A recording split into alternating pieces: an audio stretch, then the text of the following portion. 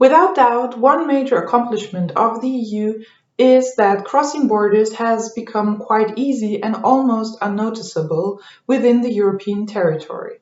However, there remain huge disparities and inequalities on different sides of the borders, both within countries and regions across Europe. That is why the EU has designed INTERREG as a funding instrument to bridging these gaps between regions and to foster social cohesion, especially in border areas. So, welcome to today's episode of Culture Beyond COVID, exploring INTERREG and especially how and where this program actually gives opportunities for the cultural and creative sector. But let's start with the general program itself on the first slide.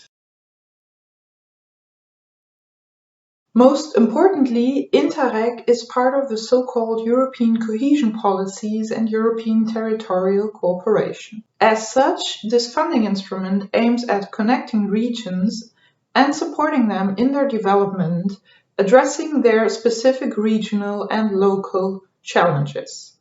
But we will have a closer look at its objectives in a minute. One fundamental aspect to highlight here is that the regions are not only the target group of the program, but are also a fundamental part of its administrative structure.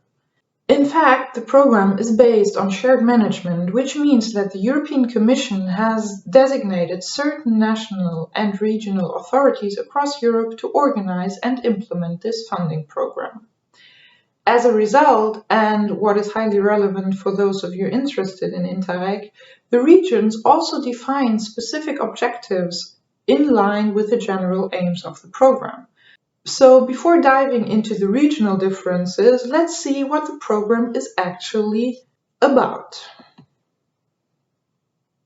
Given the huge regional disparities and inequalities existing in Europe, INTERREG's main aim is to improve social cohesion and the overall quality of life across Europe. For that purpose, the program strives for connecting regions while also addressing the variety of needs and challenges they are actually facing. Consequently, it mainly supports regional and local authorities, but also other relevant regional players in order to facilitate their strategic cooperation and exchange of best practices, thereby focusing on the following topics.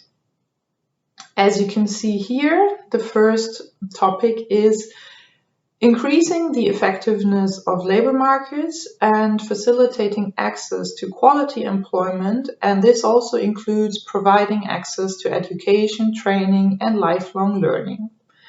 The second topic is improving the equal access to affordable and sustainable quality healthcare services, and also enhancing the effectiveness and resilience of these healthcare systems.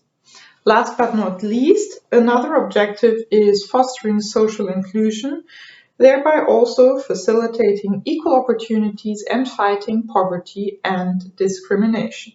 Having said this, you are now aware of the general goals INTERREG is striving for.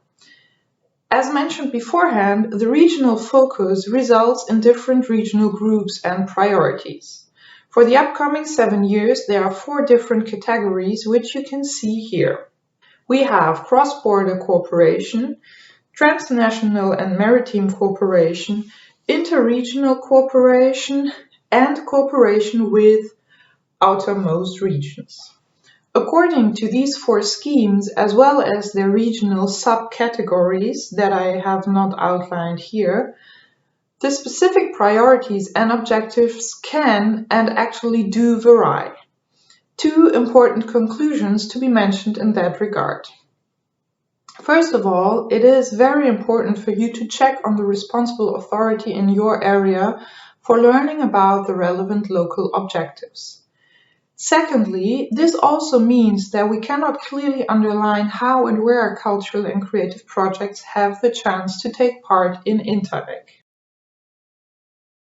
However, we can clearly make some assumptions regarding the access for the cultural and creative sector, and these are as follows. As already mentioned, you need to check on the regional objectives, which define if and how you can profit from INTERREG. Furthermore, most of the program's priorities encompass social topics such as inclusion, integration, or education, and these are fundamentally interlinked with culture. Additionally, experience from the previous funding periods have shown that a variety of cultural and creative topics and projects have been funded by INTERREG already, ranging, for example, from cultural heritage and cultural infrastructures to supporting intercultural exchanges or cross-border media services. Against this backdrop, it is very likely that this open character of INTERREG will remain the same,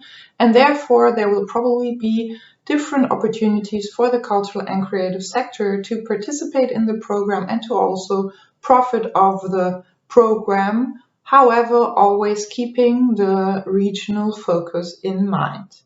As soon as we have more information on that, we will of course keep you up to date.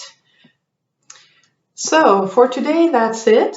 However, as cohesion policy is a very big topic in the EU and for the EU, we will continue talking about it next week, where I will explain you some other funding possibilities in this context.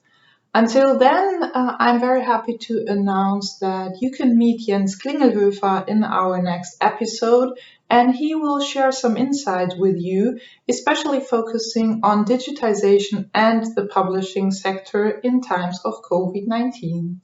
I hope you enjoy.